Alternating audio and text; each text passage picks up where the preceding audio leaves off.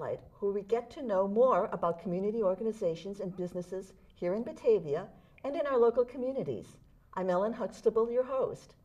And joining us today is Britta McKenna, the Chief Innovation Officer for IMSA. Britta, please tell us, what is IMSA? Well, it's not a big mystery. It's just down the street in Aurora. So we are a residential high school, public school, and we have 650 students that come from throughout the state. 70% come from the metro Chicago area, 30% from the other areas around the state. You do have to live there. It's residential. I think you know that because your son, yes, Nathan, went to IMSA, and I know you were diligent about picking up for band, and you went back and forth. I know where to find it. Yes. So she's got a route down, back and forth. So 3-year residential, and I think people know us mostly for the school part, but we also, as part of what we're mandated to do from the legislature, is serve our gifted and talented through the school and through outreach, through professional field service to other students around the state and also to teachers, professional development through other programs. So we actually have 2 parts of the mission. Some people don't know we do all of that. Yes. For those who don't know, can you tell them what IMSA stands for? Yeah, okay, sure. It's the Illinois Mathematics and Science Academy, and we were founded in 1985. It was actually the Illinois legislature, and in kind of response to the STEM crisis and seeing what was going to happen in a lack of careers in STEM, which is science, technology, engineering, and mathematics. And they passed that and decided, well, we need to open the school. Did that in 1986. Leon Letterman, Fermilab, worked together with our governor to open the school in 1986. And so we've been open since then. And Leon Letterman, Nobel laureate. Yes. Absolutely. Now, for the residential program, for the 3 years of high school, who should consider applying for that? Well, everyone can consider that. Yes. It is very competitive.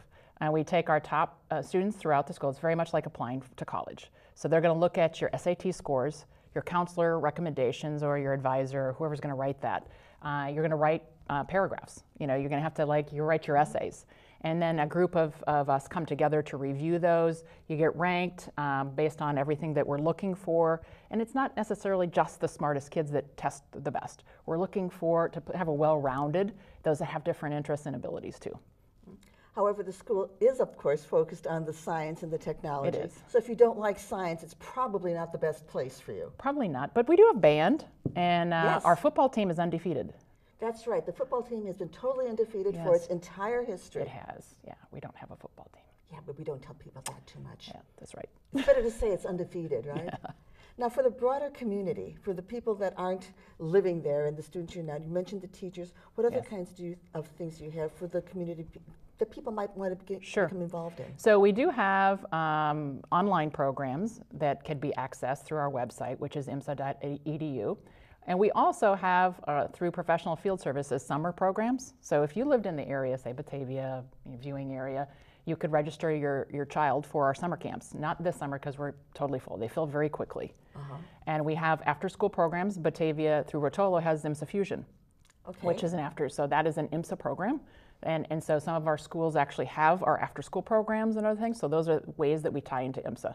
I'm working on a digital badge right now for the Energy Center with ComEd. I will be offering that up. It'll be a free open source curriculum that your students can sign up for. And students can sign up for that. Those are not the competitive entry process. No, no. Those can be signed up for without having to go through all the testing and the 3 essays and whatever else is involved. That's right, yep. Right. Now, one of the things that I know that you're currently involved in as Chief Innovation Officer, which is a wonderful title. It's wonderful. Absolutely, is what's called INTO, or IN2. Yes. INTO, the IN2 stands for Innovation and Inquiry. And if we have time, I would love to show a clip about our innovation hub that we're building. Do we have time? I think we can have time. Let's roll with that. Let's take a look. After nearly 30 years, a next big thing is coming to IMSA. Welcome to IN2, a new chapter that embodies the very ideals of innovation and collaboration that led to IMSA's founding. IN2, the Steve and Jamie Chen Center for Innovation and Inquiry, has been launched by a generous $1 million gift from IMSA alumnus and YouTube co-founder Steve Chen. We start the tour of IN2 with a bird's eye view of the 6,400 square foot renovation, and then move to a SketchUp 3D model walkthrough. Located strategically near the IMSA main entrance, IN2 stands out with a spectacular window curtain wall. As you enter IMSA's front door, you'll find easy access to our Innovation Hub just to the left. Walking into the hub, you'll first encounter the Idea Bar, where a community idea barista provides resources and access to the Into network of collaborators. No idea? No worries. You can join an Into community project or problem team to get started.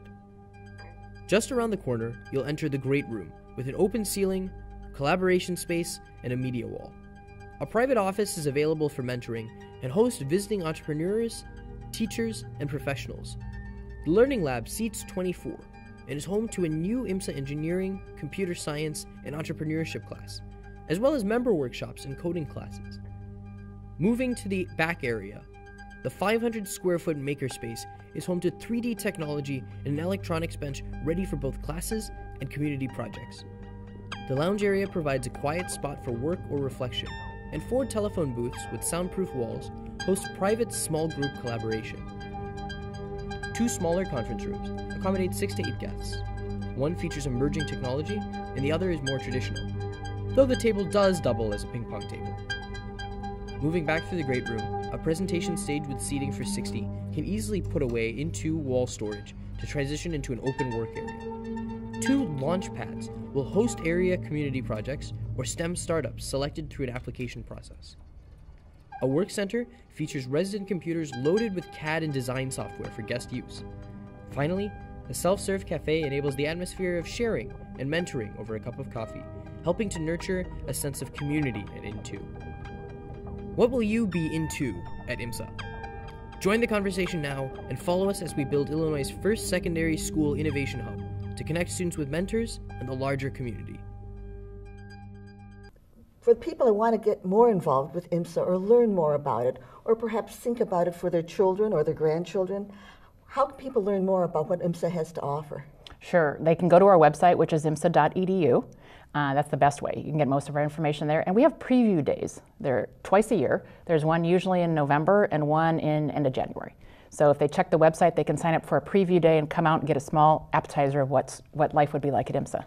And it's a very different kind of life. It's very exciting and very educational just to learn what IMSA has to offer there. So thank you so much for sharing all that information with us, Britta. All right, thanks for inviting me. And please stay tuned for more local places and people you should know right after these messages. The Kane County Chronicle is your best source for news and information in print and online in the Tri-Cities and Caneland. This is Chronicle Country.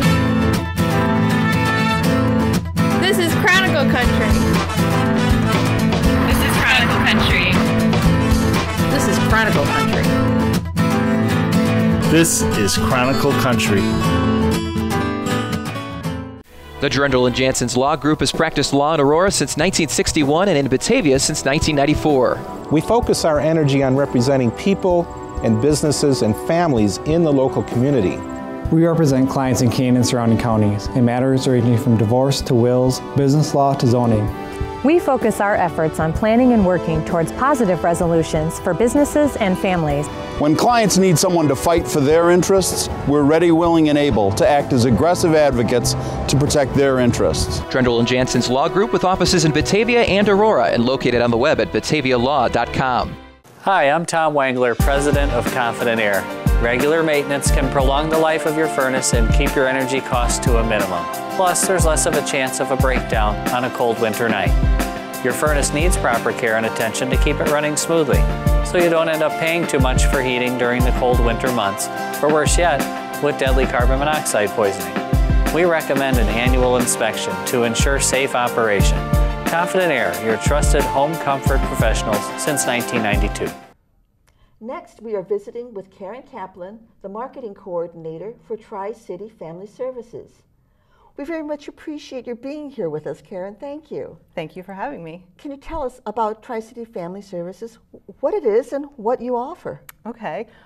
Tri-City Family Services is Kane County's leading provider of counseling and other mental health services to residents of all age levels and all income levels.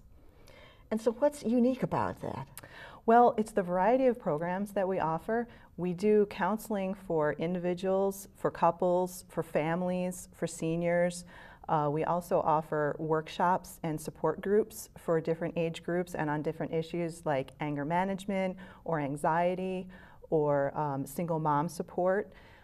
We also have a very innovative family-based treatment for eating disorders, which is one of only 3 of that type of program in the state of Illinois that looks at the family as part of the cure for the problem rather than part of the problem itself. We also offer employee assistance programs for people to achieve their peak performance in the workplace and at home. So with this wide range of services, who is eligible? Are there eligibility criteria for getting services from you? Everyone is eligible. That's the great thing about our agency. A lot of people do think that as a nonprofit we only serve low income or certain populations, but really we're there for everyone in the community, especially if they're facing issues in their lives that they need support for, whether it's a divorce or the death of a loved one or school anxiety or depression. These are things that people all pretty much experience at some point and may just need a little assistance to get through to keep as mentally healthy as they are physically healthy. Now, are there services that you don't offer? Things that are outside of the boundaries of what you offer? We do not serve the clinically mentally ill, which means people who have ongoing issues that require either inpatient treatment or ongoing, working with them. Our biggest goal is actually to have our clients work through their issues and then go back to their daily life and not need us anymore. Can you tell us about perhaps somebody or a case that has come through the Tri-City Family Services that sort of illustrates the kind of services you offer and how you help people? There's such a variety. There'll be the child who is having school anxiety. Maybe they have Asperger's or ADHD and they're having difficulty at school, and our therapists can help them work through those issues and make them more comfortable going back into the learning environment. We've had adults who are suffering reoccurring nightmares who need some therapy to help stop those. We have the eating disorder clients who, they'll go 3 or 4 weeks without binging or purging, and that's a huge success. Absolutely. We have clients who've gone through our Wilderness Challenge program, which is a very unique program where they take the kids out into the Boundary Waters area in Minnesota. They just got back, actually, and teach them, leadership skills and empowerment skills. And we had a client come back. He'd gone through the program. He had joined the Navy, and he was going to be stationed on one of the big Navy vessels. And he said thanks for really helping him become who he is today. How are your services funded? About 35% come from client fees and insurance reimbursements and Medicaid reimbursements. About 35% come from private donations from individuals, from corporations, from our fundraising events. About 20% come from public sources like United Way and the 708 boards, and then the rest come from just a variety of smaller pots. Now, with the range of services you provide, there must be a range of different kinds of staff members and counselors you have. Can you tell us a little bit about your staff and what they do and who they are? We have 25 licensed therapists, and there are different certifications that they have. There's licensed clinical professional counselors, we have licensed social workers. There are all sorts of letters after their names. We also have 2 psychiatrists on staff that can prescribe medications if necessary, and 2 interns, sometimes up to 4, that are working through their master's programs, and then our administrative staff that kind of keep the agency running behind the scenes. So you've got a lot of different resources that you can bring together to help people through their various issues and problems. Are there opportunities for people to volunteer with your organization? Absolutely. That 35% of our money that comes from donations, a lot of that is raised through our fundraising events. And we always need lots of help planning those and running them on the day of the event. The ones that are coming up, we have a Tee It Up golf outing that's going to be September 28th. Well, we had done golf outings in the past, but we're resurrecting it. And we have our Snowflake Shuffle, which is the 5K run in December. Sounds cold. Yeah, it takes a certain kind of person to want to go run outside in December. Yes. And our gala event, which is in April, which they're already starting to plan, which is our really major fundraiser that takes a lot of work. Great. And so how can viewers learn more about Tri-City Family Services? Our website is tricityfamilyservices.org. There's a lot of information on there, both for potential clients and for potential supporters. The top of the web page is geared towards clients. It talks about our therapists and our services and what to expect when you contact us. And at the bottom of the page is all about how you can get involved with the agency or support us in other ways. Now, how are the people that you're serving, do they contribute evenly to the costs of the services? Is everybody on the same fee schedule? Do you have a sliding fee schedule? No, we, as a community nonprofit, we do accept all major insurance plans, or most major insurance plans. And we do have a sliding fee scale depending on the size of your family and your income level. We don't deny services based on an inability to pay. And we also provide services in both English and Spanish. Then you said there would be something that I didn't know, and that's the one thing that I didn't know. So that's a wonderful resource that if somebody is not as conversant in English as they are in Spanish, they can get services that are there that are going to be perhaps especially useful to them because there's going to be better communication. Absolutely. Well, that's wonderful. So thank you for telling me something that I didn't know about Tri-City Family Services. And thank you for telling us about this great local resource for viewers or for the people that our viewers might know. Now, after a few words from our sponsors, we will be right back with more from Batavia Spot. The King County Chronicle is your best source for news and information in print and online in the Tri-Cities and Caneland. This is Chronicle Country. This is Chronicle Country. This is Chronicle Country. This is Chronicle Country. This is Chronicle Country. The Drendel and Jansen's Law Group has practiced law in Aurora since 1961 and in Batavia since 1994. We focus our energy on representing people and businesses and families in the local community. We represent clients in Kane and surrounding counties in matters ranging from divorce to wills, business law to zoning. We focus our efforts on planning and working towards positive resolutions for businesses and families. When clients need someone to fight for their interests, we're ready, willing, and able to act as aggressive advocates to protect their interests. Drendel and Jansen's Law Group with offices in Batavia and Aurora and located on the web at batavialaw.com. Hi, I'm Tom Wangler, President of Confident Air. Regular maintenance can prolong the life of your furnace and keep your energy costs to a minimum. Plus, there's less of a chance of a breakdown on a cold winter night.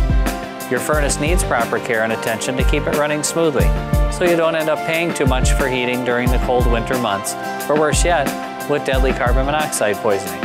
We recommend an annual inspection to ensure safe operation. Confident Air, your trusted home comfort professionals since 1992.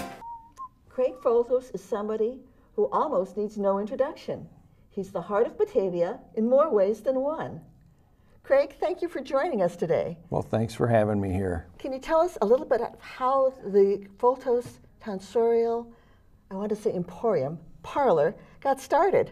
Well, in the early 1950s, my father came to Batavia. He was a barber in Aurora, and he wanted to own his own business because he liked the thought of not having anybody telling him what to do. So he opened up a shop in Batavia, and he was across the street and across the river from where it is now. In 1963, he got an opportunity to buy the building that it's currently in. So he bought the building and moved the shop. And really that started my being involved in the business, because I used to have to go down and clean a lot and then fix the building up and do everything you have to do when you own a small business. In 1976, my father died and I bought the building. I wasn't planning on working there full time, but I just liked my dad and I liked the experience of that kind of business, so I bought the building. And I worked as a carpenter for 10 years prior, and the economy got a little rough in '80. The interest rate went from 7 to 19%. So I decided maybe this isn't such a good place for me building houses right now. And I had known how to cut hair since I was a little boy. I had to give my brother haircuts. So I started to figure out how to make a living down there, because prior to that, barbering, with everybody knows it's old enough, the Beatles really ruined the haircutting world with getting long hair. So it used to be called Foltos Barbershop. So I said to myself, that doesn't really have the best connotation, but I love Foltos. So I looked up Tonsorial Parlor because I knew they were old barbershops, but it catches people's eyes. So I called it Foltos Tonsorial Parlor. And, you know, that's really how I got started in it, is, you know, him saying to me, here, cut your brother's hair and come on down, we're going to wash the floors. Excellent.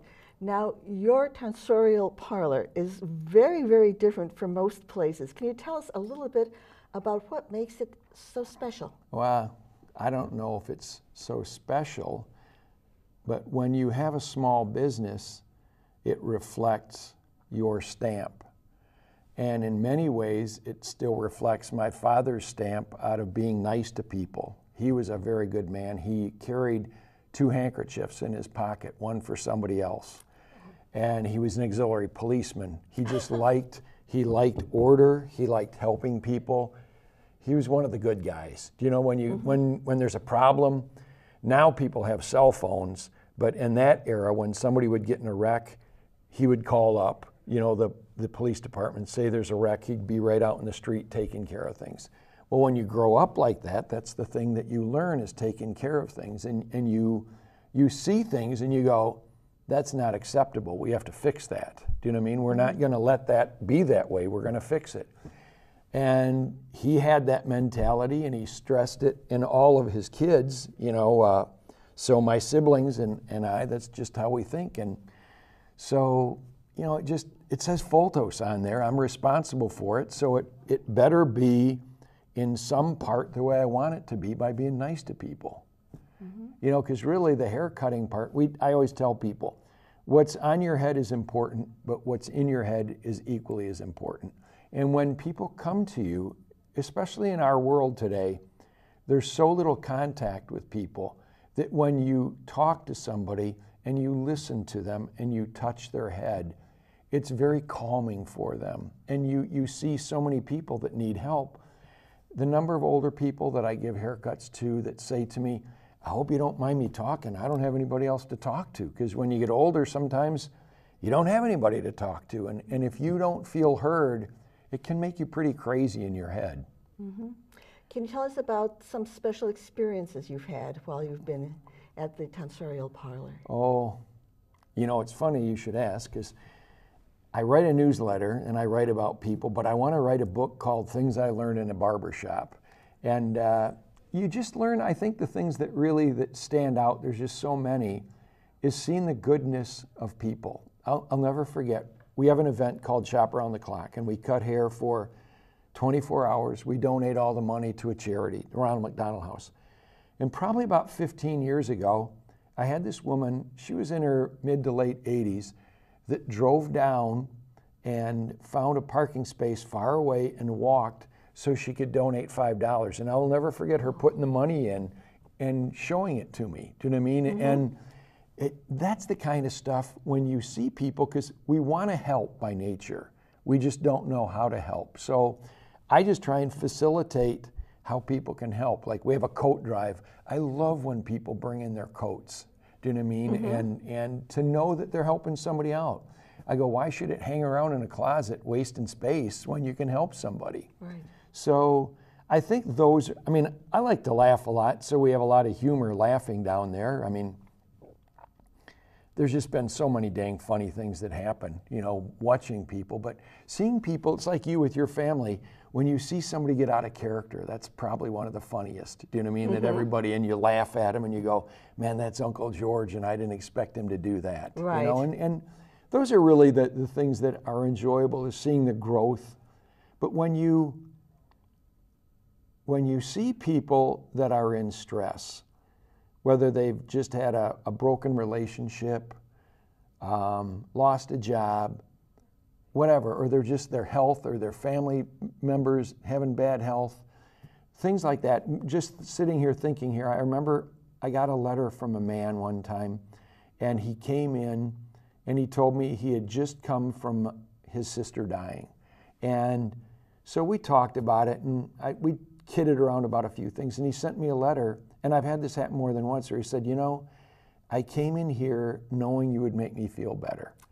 Well, what else is there in your life? Do you know what I mean? If you can do that.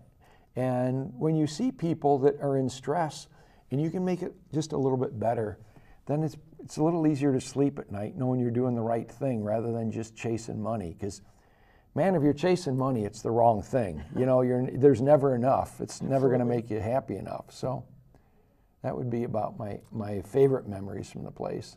And what are your goals? I know you have a million of them, so we can have some of your favorites. Well, I'm trying to create a space up the street. I'd like to build a couple buildings to add some more people downtown and more viable businesses, because living downtown, I'm spoiled. I live in Batavia. I like to walk around and see things. I like beauty. I like creating more sculptures. More than anything, at this stage in my life, I like helping other people get involved in stuff. Do you know what I mean? Because you know that I read not too long ago, and the guy said, you know, you only have about 80, 85 trips around the sun. And you go, I'd kind of like it to matter what I'm doing, and then leaving something so other people can facilitate the growth around the sun a little easier. So, I mean, we did this thing probably 12 years ago now, where we cut out a bunch of fish, gave them to people, and they decorated all along the Riverwalk. That was fun, because I like seeing people do that. I'd like to do some of those projects. There's a whole slew of projects I have like that, but really I like systems. Do you know, I like creating a system so that somebody else can get in and plug in and make that thing better. It's what's nice about Batavia. They have good schools. They have a good park district. Heck, you can call the mayor, or you can go down to McDonald's any day at 3 o'clock and talk to him if you got a problem. Absolutely. That's a great system. Yes. You know, there aren't many places where you get somebody's ear when you're complaining or whatever it is. But don't just complain. If you got something nice to tell them that nice too, because it's hard being in public service. You got to fix a lot of people's problems. Absolutely. So how can people find you? For those in our viewing audience that don't know where to find you already, where are you? And when are you there? We're 4 doors east of the river on the north side of the street. Conveniently located, I always tell people, conveniently located on the banks of the beautiful Fox River in downtown Batavia. Absolutely. Look for the fish fountain out in front. Absolutely. And how can they find out more about the Tonsorial Parlor and perhaps see you to make an appointment to get a lovely haircut from you or your wonderful staff? They can always, people Google the world now. They can Google Foltos. They can visit our website, which it's not as nice as it should be because I'm so dang busy with doing everything else. Or they can just stop in, give me a call, give me a holler, just walk in. I like meeting new people. You know, our lives are better by the number of people that know each other, because if we don't know each other, then we get crazy thoughts in our heads, and it doesn't always work so well when you get those crazy thoughts like that. Great. Well, Craig, thank you so much for joining us today, and we're glad you could stop by. Well, thank you for having me. See you around town. Absolutely. And thank you for joining us for another Batavia Spotlight program. I'm your host, Ellen Huxtable. Catch up on previous episodes on our website, mybatv.